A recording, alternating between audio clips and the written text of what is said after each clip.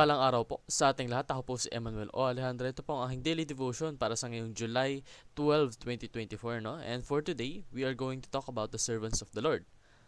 Before we start, I would like to give context po about Luke chapter 3 verses 10 to 14. Ito yung mga verses na gagamitin natin sa ating discussion for today. And ang context po dito sa mga verses na ito is si John the Baptist po nagbibigay ng mga balita at mga lessons pagdating sa mga taong nananampalataya sa Panginoon nung time na sinulat ito. And isa sa mga patungkol or turo ni John the Baptist is darating po ang oras na i-judge or huhukumin na tayo ng ating Panginoon. So, maraming mga tao nagtatanong sa kanya kung anong pwedeng gawin upang masama sila sa mga maliligtas, no? And eto na po 'yon. What should we do then? The crowd asked. John answered, anyone who has two shirts should share with the one who has none, and anyone who has food should do the same.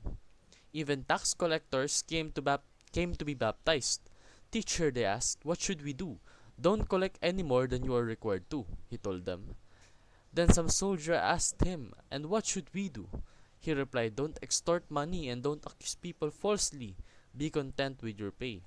So marami pong tao, iba't ibang uri, iba't ibang klase, iba't ibang estado ang lumapit kay John the Baptist upang tanungin siya kung ano nga ba ang kailangan nilang gawin upang mapunta or masave, magkaroon ng salvation, no?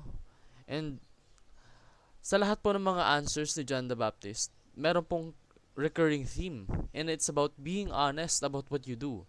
And whatever you do, you put it in the name of the Lord. You glorify His name with your actions by doing your specific tasks righteously, no? So, kapag ginagawa mo daw po ng tapat yung trabaho mo, that is already a step towards the right way of living as a servant of God, no? As being His servants, as His faithful believer, no? So, marami po tayong may hinuha or makukuhang teaching lessons. Unang-una, the gospel of the kingdom is disruptive. Ang ibig sabihin po nito, tulad nung sinabi or ipinapakalat na balita ni John the Baptist, there will come a day na bababa at maghuhukom ang ating Panginoon upang ibalik ang mga tao na sa estado na kung saan sila ay katulad ng nasa Genesis chapter 1 na sila ay perpektong nilalang. Mga nilalang na hindi alam kung paano magsinungaling, manlamang ng kapwa, mga nilalang na walang lust, walang greed, walang gluttony. There will be no sin. Yun po ang mission, yun po ang gospel of the kingdom. And pangalawa po, the vision of the kingdom is to fill the whole world with kingdom citizens. Ano yung ibig sabihin ng kingdom citizens? Ito po yung mga tao na merong nararapat na kalagayan sa kingdom ng ating Panginoon. Ito po yung mga taong handang magpabago sa ating Panginoon upang maging karapat-dapat sila sa kanyang biyaya. And ang vision po ng kingdom is to fill the whole world with those type of people. Kasi let's imagine na yung mundo natin punong-puno ng mga taong handang magpabago sa ating Panginoon for their betterment, no? Napakaganda po ng world natin kung ganon, 'di ba? And lastly po, para sa teaching, all citizens of the kingdom are full-time servants of King Jesus. Hindi lang daw po dun sa mga nagsuserve sa churches, yung mga church buildings. Pati na rin po mga regular people working regular jobs ay kasama sa citizens of the kingdom. And lahat po sila full-time servants. Hindi lang naman po sa mga oras na nasa church tayo, tsaka tayo nagiging servant. No. Sa lahat po, in everything that we do, in everything that we are, we can glorify God. And we can be servants of Him. No? And paano nga ba natin ito magagawa? Unang-una, let's demolish the idolatry of money. Ano bang isabihin ng idolatry, no? Masyado po kasi nating pinapahalagahan yung value ng pera as of the modern days, no? Masyado tayong nakafocus sa monetary value ng isang bagay imbis na sa spiritual value nito. Hindi naman ibig sabihin na mayaman tayo is mayaman na tayo pagdating sa Panginoon. Kasi those are very different things. Yung isa po kasi, yung monetary wealth, yung financial wealth, mawawala po yan after our lives, no? After our short period of life. Wala na yan. Hindi po natin kayang dalin yan, ano, sa afterlife.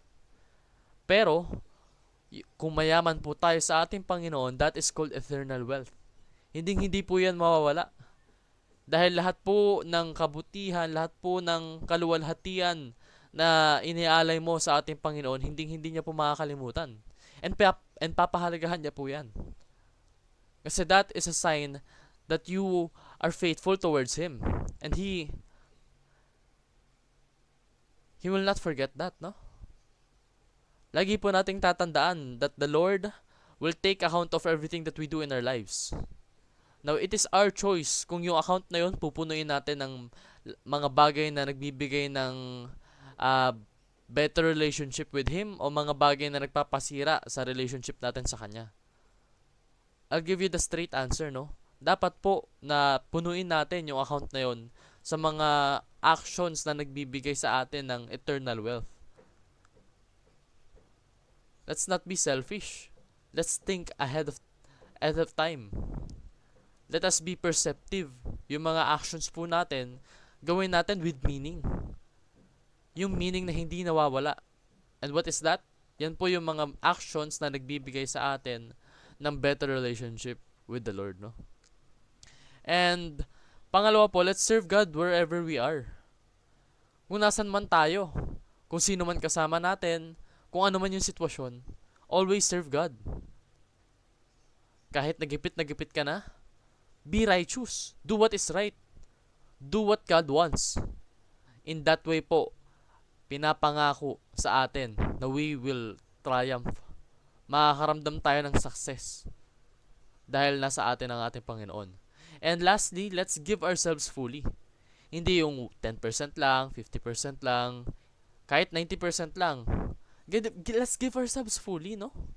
Hindi yung babackslide tayo for one moment. Nandun na tayo sa ating Panginoon. We do everything that we can to be faithful with Him and to live His words. Pero biglang all of a sudden, hindi, ayoko muna ngayon. Ayoko muna ngayong araw, tinatamad ako. No, that's wrong. Let's give ourselves fully, no? 100% bigay natin sa Panginoon. 110% pa. Kasi in that way, we will glorify His name. And pagpapalain talaga tayo. So, yun nga po. Yun na po ang aking daily devotion para sa ngayong July 12, 2024. Muli ako po si Emmanuel O. Alejandre. Maraming salamat po sa pakikinig. Pagpalain po tayong lahat and let us all give glory to God.